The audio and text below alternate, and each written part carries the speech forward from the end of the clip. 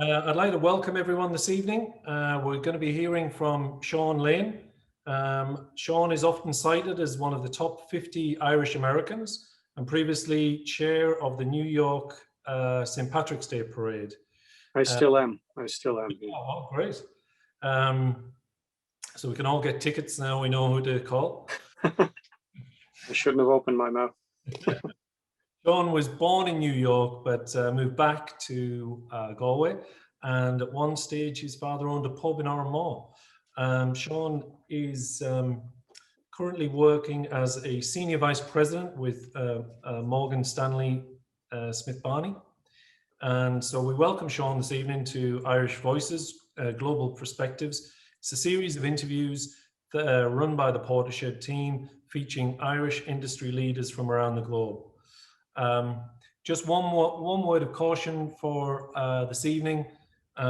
Sean cannot discuss markets or investments, but we will have time at the end for questions. So Sean, good evening or good afternoon for you. Yes, thanks, Maurice. And thank you. Yeah, as you mentioned, as I mentioned, compliance is just very tough at Morgan Stanley. I could talk about general terms, but not too specific, security advice, that kind of stuff. But and it's an honor to be here, and thanks to Mary as well, obviously. So obviously a lot I know from personal experience when you're volunteering and putting events together, it's an enormous amount of work behind the scenes. And typically the only comments you get is what went wrong or what could have been more perfect. So thank you. It's a lot of work. Thanks, Sean. And can you tell us, how did you go? I mean, you were born in New York, you came back. Yeah. You did a BA in French and English at NUIG. How did you end up going back to New York? Well, it's, yeah. So, I mean, my father had originally moved back he was from Galway, South Galway, Ballinderreen, Kilcolgan, for people who know it. And we ended up moving back there. I think it was 77 or 78. We had a shop and a petrol pumps and a post office. And then, worked my way through college eventually, and did a postgrad in business. I did the BA in English, 1984. I was 16 years old, so my decision making wasn't the best. I would just say that even though I was quite good at math and other subjects, there was far more ladies in the French and English class. So that was my 16-year-old brain.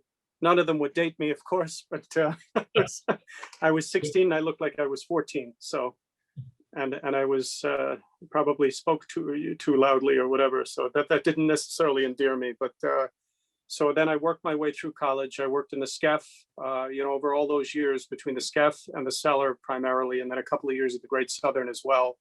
And I did the evening BA, and then I did the DBS, the postgrad in business. And I worked 6-7 nights a week as a barman while I was doing that. And then, as you say, and kind of the linkage, I guess, how I ended up in the States again, one of the customers in the SCEF who always used to tell me he wanted to hire me, that I should come over and work for him, the owner of Rosie O'Grady's bar in Times Square and Harbor Lights, another bar downtown. And then eventually I just decided, when I finished college, they offered me into the management program at the Great Southern. But the wages weren't great, to be quite honest with you. I think it was 80 pounds a week for working 100 hours a week for 5 years or something like that. So I was tired of not having enough to eat, to be quite honest, because I often, as many did back then, not just me, you make the decision between buying a book or having something to eat.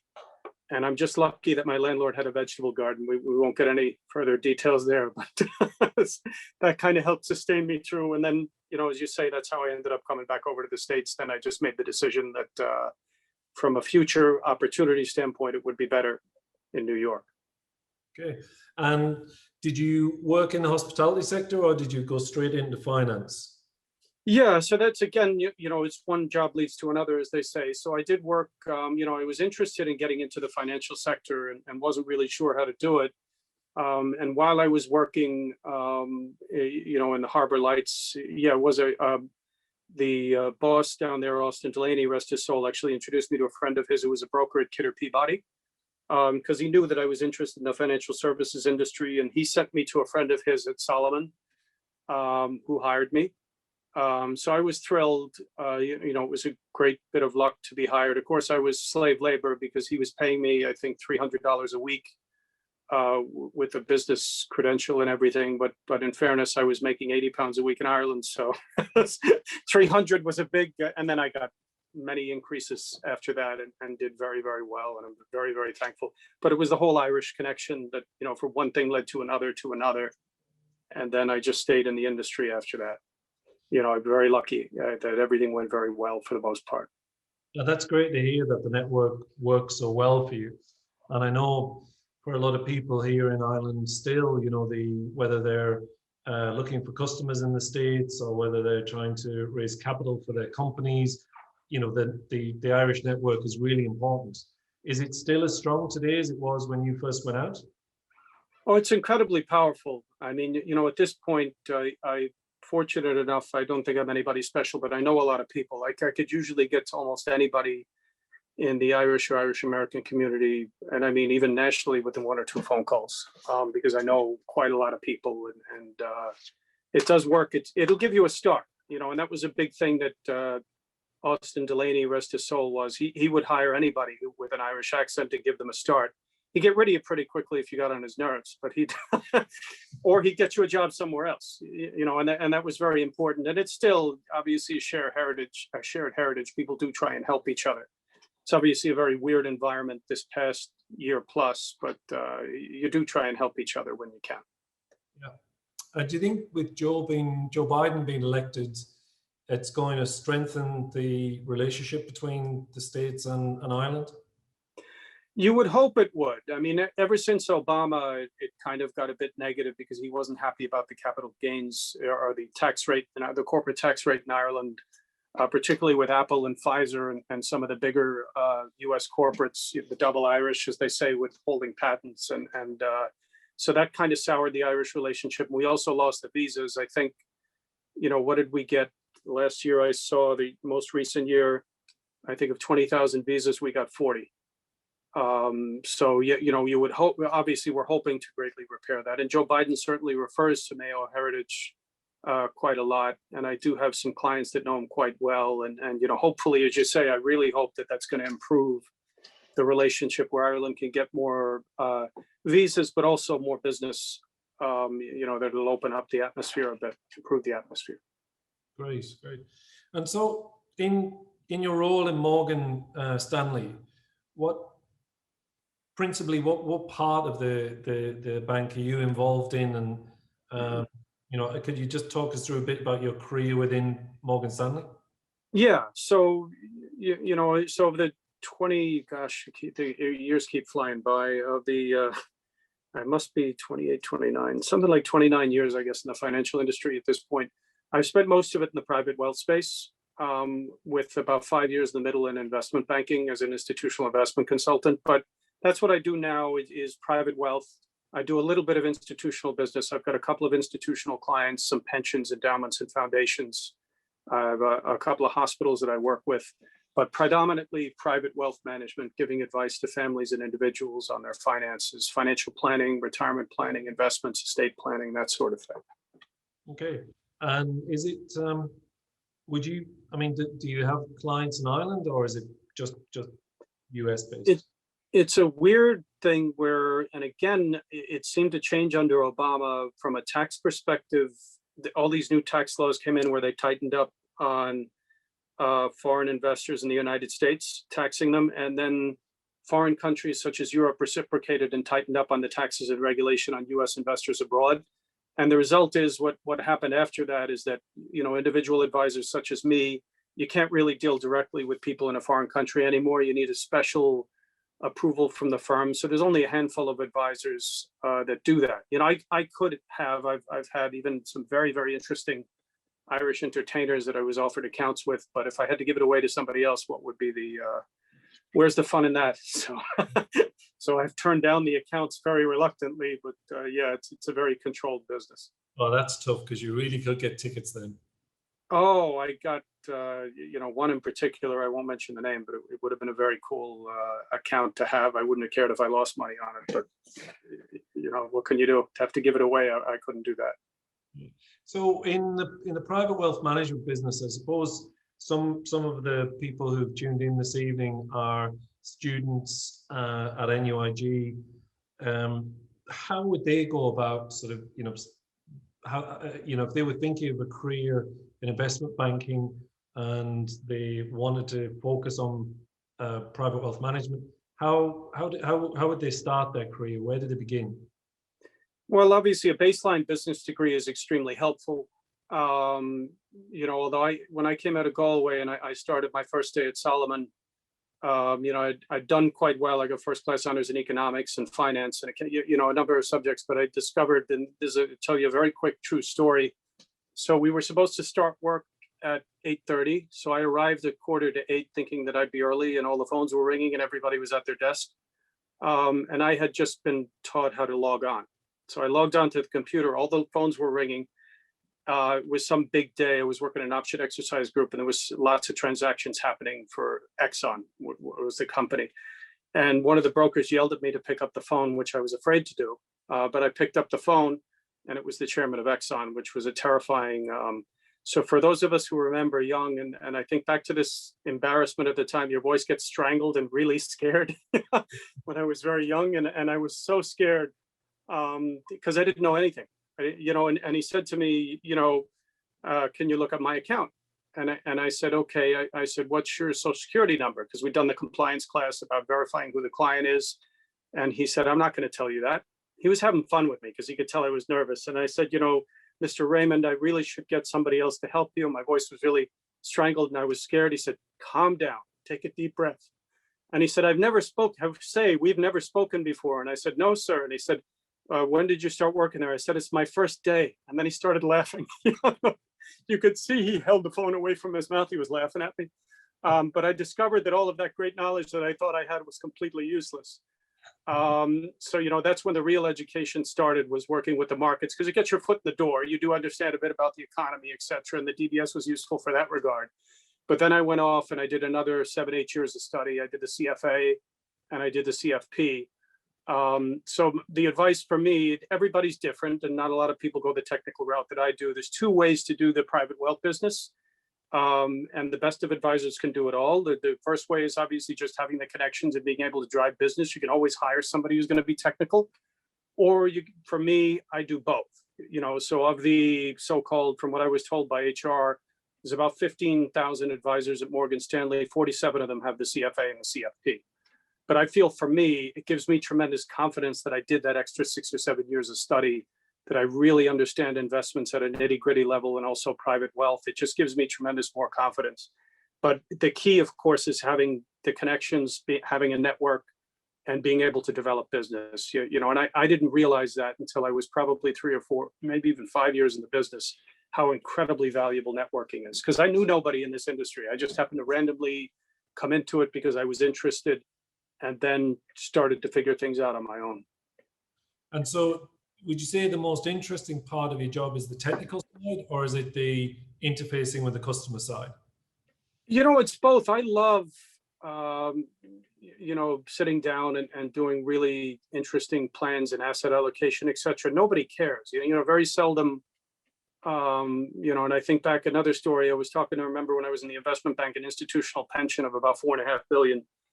And he was asking me really technical questions, Latin hypercube overlay, Monte Carlo simulation, smoothing out the tail distribution.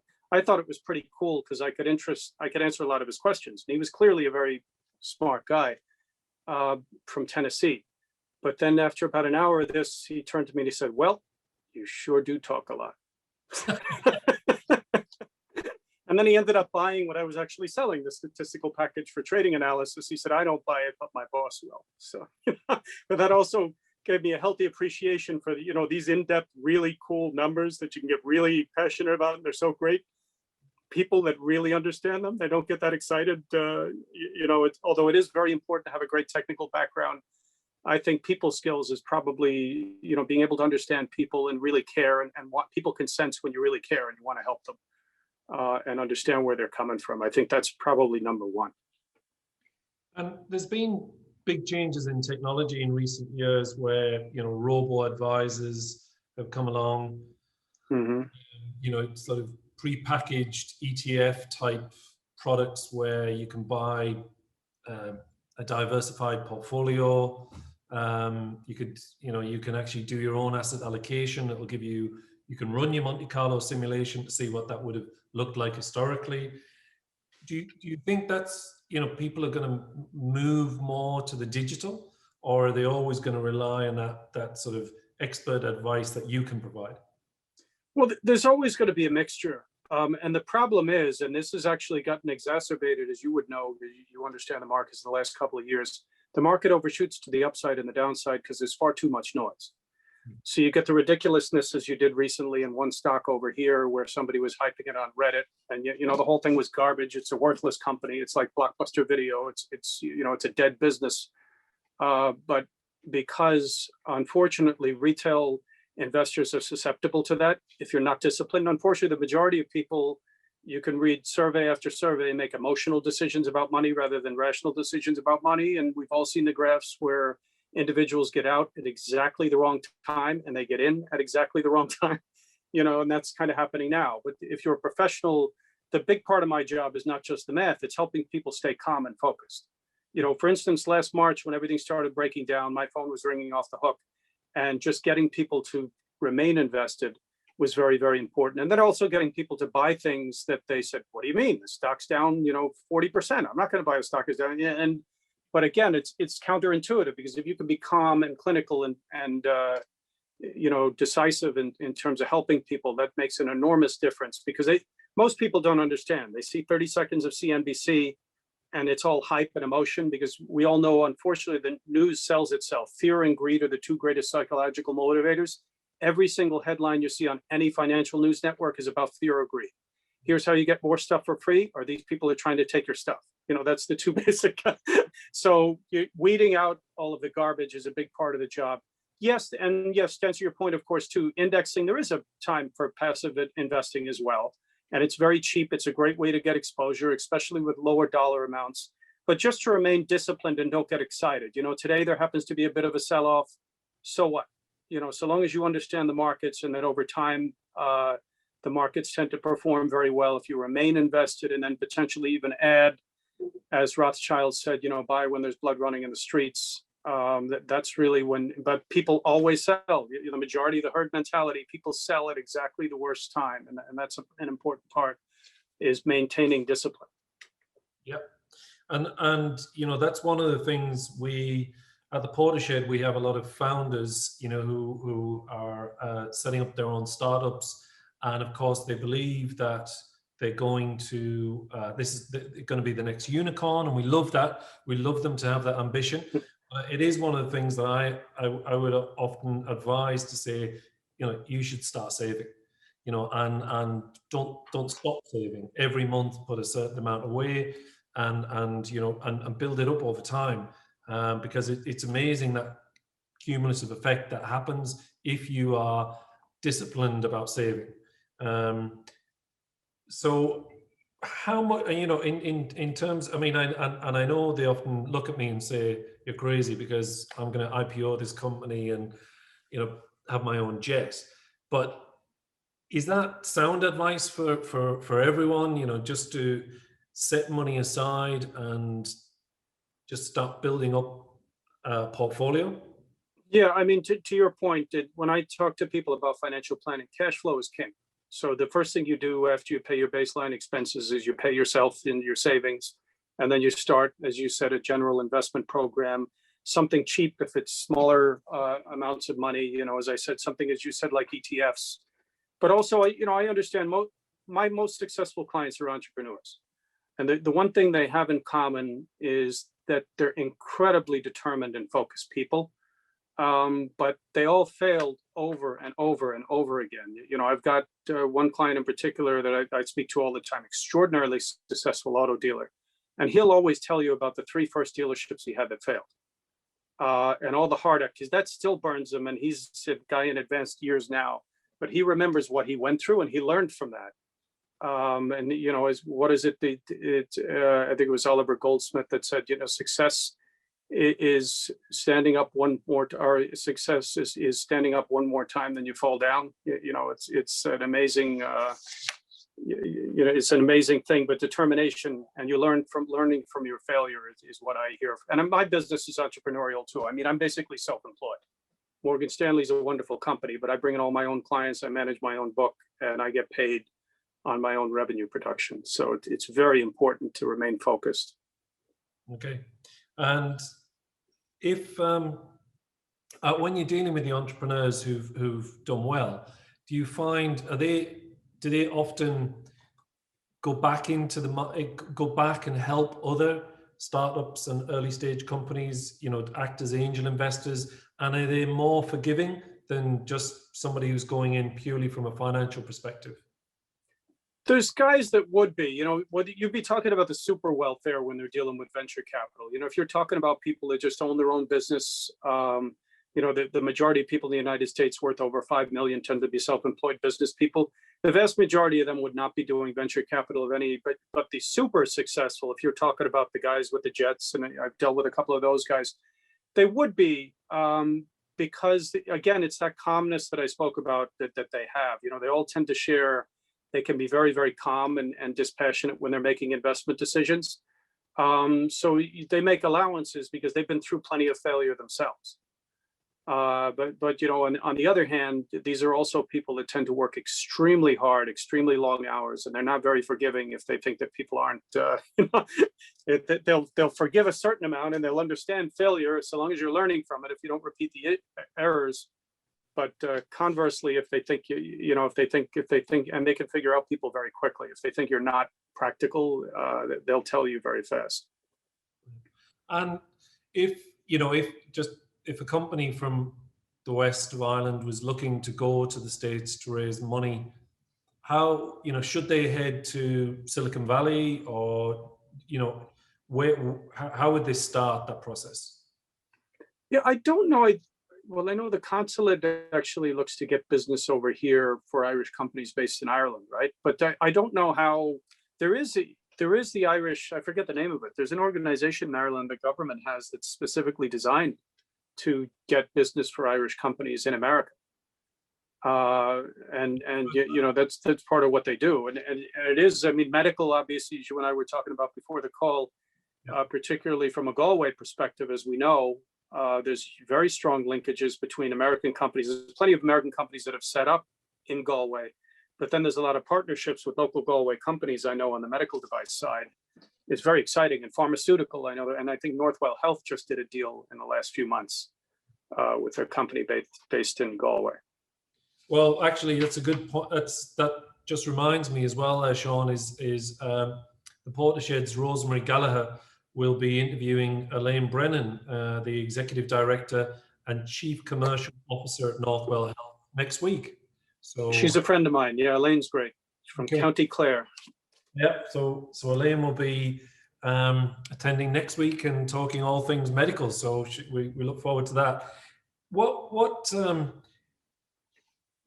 areas what sectors in America then do you think are hot sectors now for people looking at not so much investments, but if they were starting businesses here in Ireland, and that would be of interest to American institutions or American companies, what do you think the areas that people would be most interested in now? Is it climate change related, or? Well, that would be one of them. Certainly alternative energy is a big focus, and what you're going to see continuing here with the administration, as we were talking about before, there's going to be a continued and increased wave of tax breaks for alternative energy companies. And also the feeling is that potentially somewhere, we're doing a $1.9 trillion stimulus plan now. There's talk of an infrastructure plan that might be as much as $500 billion. There's talk of incorporating, and I believe they will, alternative energy within that, what could be $2.5 trillion. You look at something simple like infrastructure for electronic cars, really doesn't exist. Who's going to build all those charging stations? There's a lot of discussion around having the government do it, or having the government partner with gas stations or auto dealers to try to build the infrastructure out to do that. But likewise, there's a big focus on, trying to develop alternative sources of energy as well. and move away from fossil fuel. I think it's a huge exaggeration to think you're going to do it in the next 10 years. It's not at all possible. But the brakes are going to be out there and the money is going to be there, at least so long as you have a Democratic administration for several years. That's what the money's going to be following right now. And obviously healthcare, as we spoke about, particularly you look at mRNA, Moderna, with the vaccine, some of these new innovative techniques that have never been used before in pharmaceuticals. And I know Elaine will fill you in on some of those as well, but it's very, very exciting. And that's another area, just medical devices, pharmaceuticals are huge. And I know that's where I've seen the partnerships with Galway companies in medical devices and pharmaceuticals, but anything in that related, alternative energy and also technology, they're the biggest areas. Okay. And just to turn to a different subject for a minute, is I'm intrigued about the St. Patrick's Day parade and your role as chair. It must be a huge undertaking for you to organize such a big event. How did you get involved, and what does the role entail? Well, I got dragged into it by a Galway graduate many years ago. And actually behind me, the background is the 69th Regiment, the Fighting Irish headquarters. That's where Notre Dame gets the name the Fighting Irish, from the Irish Regiment in New York City. I'm obviously not there, unfortunately, but that's the virtual background. They've led the parade for 170 years. This would be their 170th time leading the parade. So the parade started in 1762. By Irish soldiers serving in the British military to honor Irish heritage and culture and faith. The first parade in Ireland wasn't until 1931. So it's just as the Irish scattered to the four winds. Obviously, we were second-class citizens in our own country, particularly after Henry VIII reconquered Ireland in 1564, I believe, and onward. The Irish fled all over the world, and this is where St. Patrick's Day comes from. You had all these different Irish groups that were just scattered everywhere. And the famine, obviously, in the 1847 just accelerated the trend. And then you had all these parades. Think about it. We're the only country in the world, in Ireland. Our national holiday is celebrated everywhere. You can go to Japan, you can go to Russia, you can go to India. I've got a friend who comes over every year from Hong Kong. He runs 5 parades in Japan, and he has a parade in Hong Kong as well. It's just absolutely amazing. But to your point, it is obviously an enormous responsibility. We have about 225 marching groups and maybe 170 bands in any given year, 250,000 people, and then 1 to 2 million people on the sidelines. And from what we've been told by the city, it generates between 150 and 200 million in tax revenue. Just tax revenue, billions of dollars, billions and billions of dollars in spending. So it is, but it's a lot of fun. It's a big responsibility. And as I said, I got dragged into it. A Galway graduate friend of mine was the executive secretary of the parade, I think, and he kind of approached me maybe 12 or more years ago if I would help them on the fundraising side. And then I became the chief fundraiser for the parade, and I would kind of do things behind the scenes because I happen to know a lot of people just because of the business that I'm in. If they needed a phone call for something here or something there, I could call, the governor or the mayor, people like that, and get things done, and just kind of became of use. But it's very much a team effort. It's a small army, and it's a great honor to be the chair. It's a lot of work, but I really enjoy it. No, it's fantastic. I must say I haven't been, but you're selling it to me anyway. I'd like to come over for it. One of the questions I've just seen pop up there now is, sadly, you talked about the number of people who've left the west of Ireland. Still lag very much behind the East Coast in terms of economic growth and development. And we dropped in European ranking. We dropped last year down to a region in transition. So one of the questions that's just come through is what do you think the growth enablers would be for the west of Ireland? Well, that's very interesting. I think, and I've often felt, and much as I love Dublin and other parts of the country, the government has obviously heavily skewed things historically and continues to do so towards Dublin. Maybe I think they've over 50 TDs, which is helpful. And, I've got plenty of friends from Dublin. I love Dublin. But I think that, the government's push to continuously grow Dublin comes from the amount of representation they have within the Irish Parliament. And I think that, Galway needs some of those breaks. On the other hand, selfishly, I think it is nice that, isn't that rule still enforced that you can't build a building taller than the cathedral? There's something very beautiful. I love Galway, and even my American clients, when they go over to Ireland, and again, no offense, they're not that thrilled with Dublin. Love Galway, love Kerry, Cork, and the west of Ireland. But because it's a big city, it's a great big city. It's our capital. But I think it's unfortunate that things have been skewed so heavily towards one. And this is for the rest of the country as well. Everything's been very Dublin centric in Ireland. Galway, I think, does need, because they created that special financial center in Dublin as well. It would have been nice if they could have decentralized that a little bit. I forget, what did the government do in Galway? Didn't they set something up in Galway? I can't remember what it was, but. No, not really. I mean, we I think we are the second largest cluster of medical device companies in the world. That's through FDI. It's not a government sort of program. That was kind of organic from what I understand. But yeah, and again, maybe it's playing to your strengths too, because the medical devices are going to continue to explode. It's just ridiculous what's going on in medicine.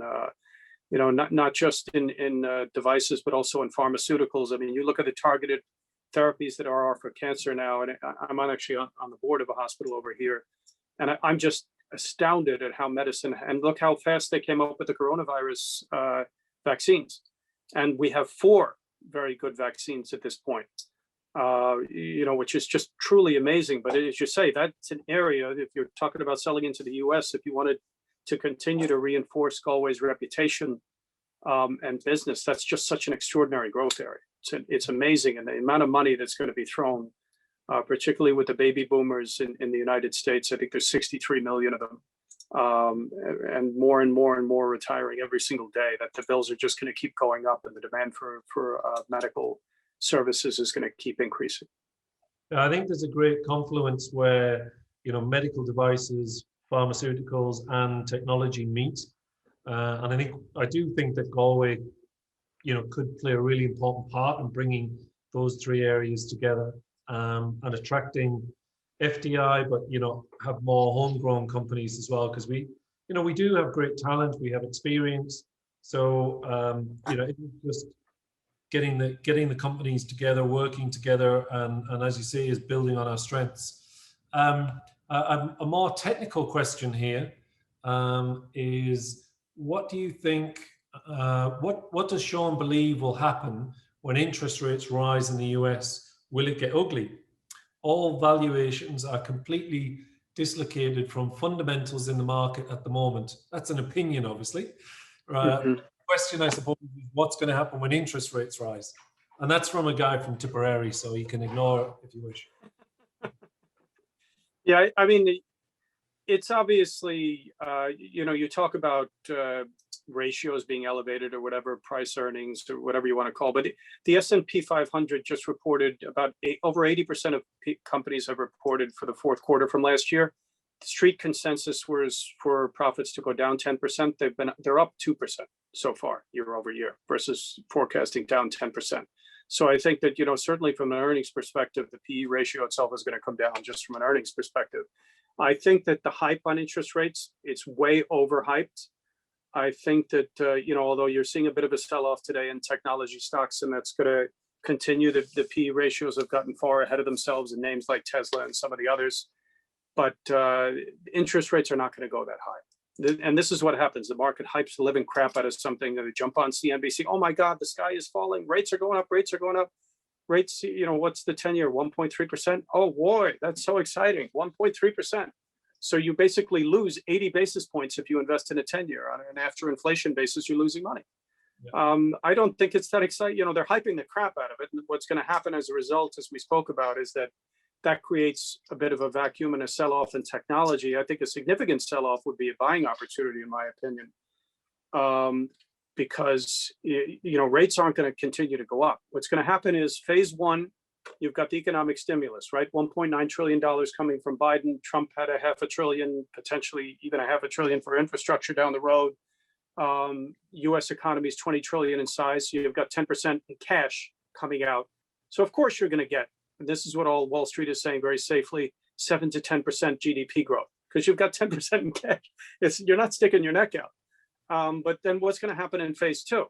Well, Joe Biden and his administration have constantly said they want to increase taxes and regulation. They're already starting on the regulatory side, which is going to slow down things significantly. Whether or not they decide before next November to increase taxes, they're going to increase taxes. It's just a question of when are they going to increase taxes. If they do it before next November, they'll be committing suicide. They'll lose the elections by a landslide. Any party that increases taxes before the midterms always loses in a big way. I think they probably won't be able to help themselves, and they'll start creeping up taxes a bit. But as a result, Biden's hires, his cabinet, all the same names Obama had. His policies, from what he's saying, are very similar to what Obama had. So you're going to go back down to a 1 to 2% GDP growth, just like Obama had.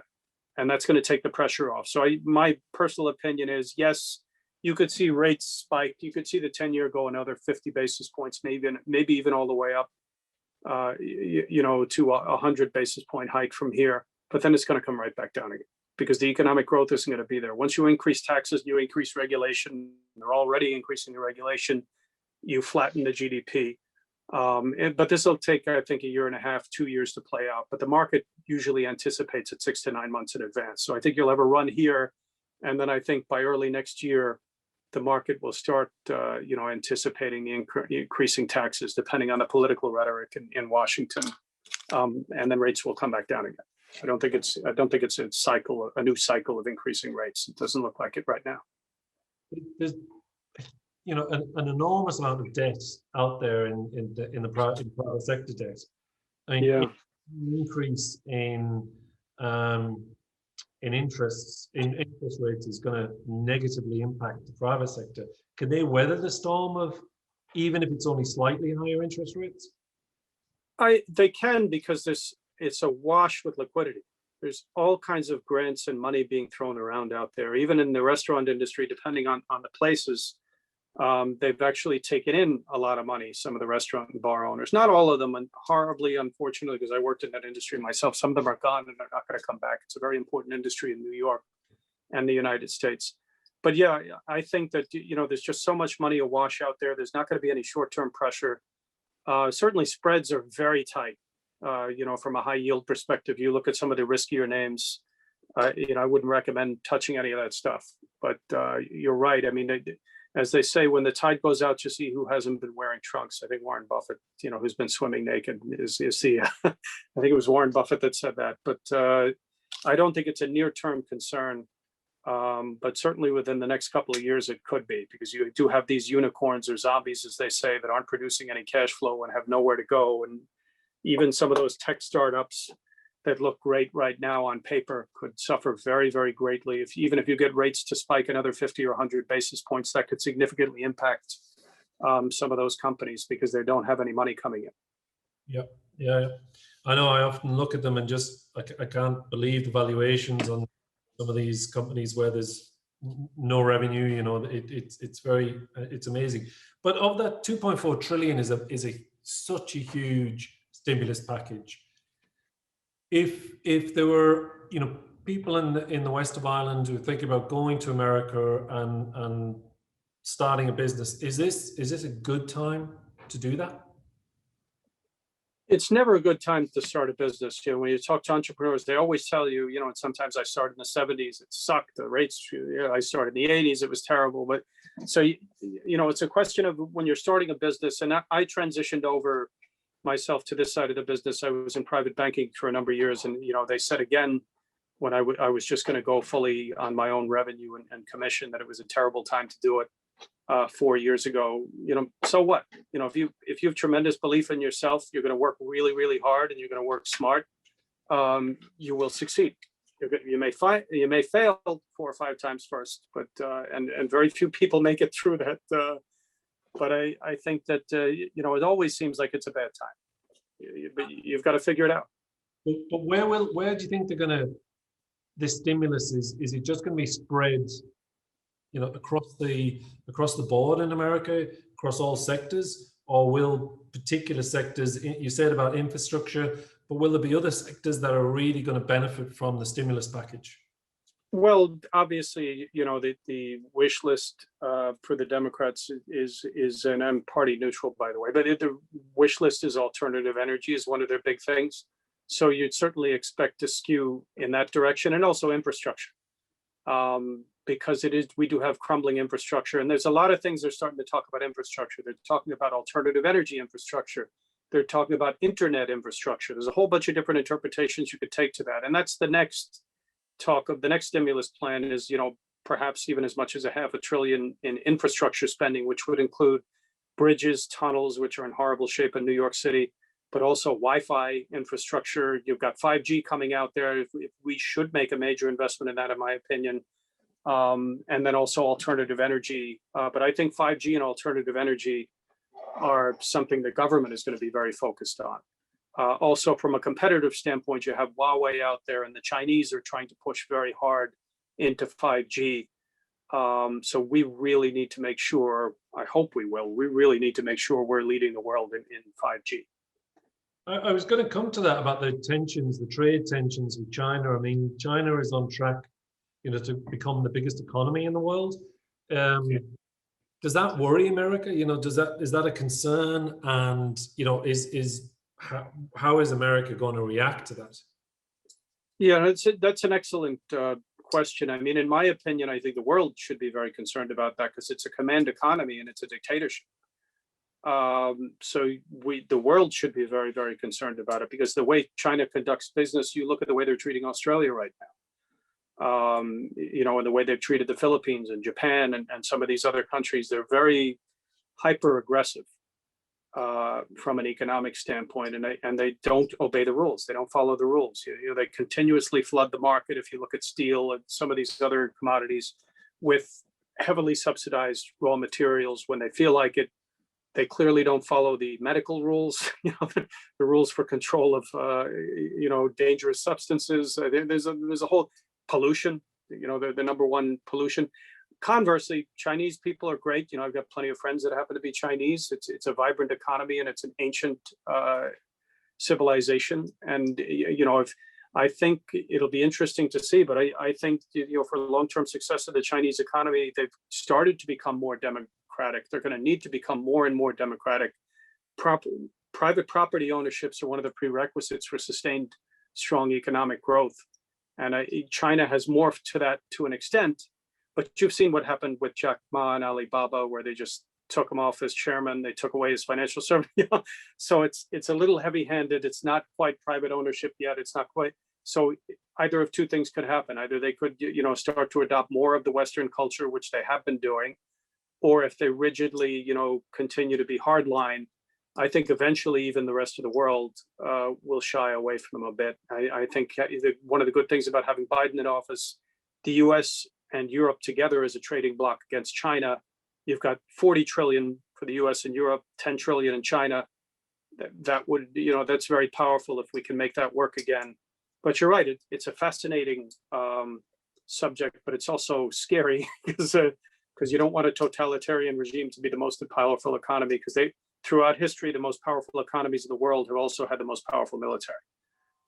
When you go back hundreds of years, the British Navy, the Spaniards, the Venice, Greece, Rome, always had the most powerful army, the most powerful economy. We don't want a dictatorship to have the most powerful military and the most powerful economy. It would not be good, I think, globally. No. I just see a comment here. It's great to hear Austin Delaney being remembered. A great man for a racehorse.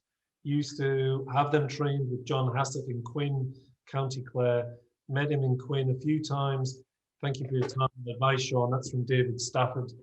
Oh, that's nice. That's nice. Yeah, well, I met Austin in the SCEF when I was 18 or 19, I guess, working as a barman. Long time ago. That's good to hear. And Dave Rowan, who is a young banker here in Galway, and he is asking, what advice would you give to a young professional starting off his career in investment banking and finance? What advice would you give them? Well, I think that one of the most important, the two things, to build your network, have a very, very strong network of people that you know, and then also, build your technical knowledge. I mean, I spent years and years and years studying long after I had to anymore. That's what worked for me. doing the CFA and the CFP and doing all that extra study. But equally as important, and I didn't realize it till I'd done all the exams, networking is essential. And eventually you become what you should strive to become, as they say in the United States, a center of influence. As they say, I get calls all the time for requests for all kinds of things. It's just very strange. I'm fortunate enough. I don't think I'm anybody special, but I know a lot of people. I'm able to help people do all kinds of things. And that, from a networking perspective, it also happens to work from a business perspective. I'm often able to help people, and that's equally as important, if not more so than the technical knowledge, is having a huge network that you're very close with. Sean, well. Look, I know, for those who are not familiar with the financial services sector, is becoming a CFA is a tremendous achievement. I think it's probably one of the hardest exams in the world, and so well done on that. I'd like to thank you, Sean, for this evening. It's been really interesting. Really enjoyed getting your perspective on the global events, on the markets in general, and the economics. And we'd love to see you back in Galway as soon as we all get vaccinated and the lockdown is lifted.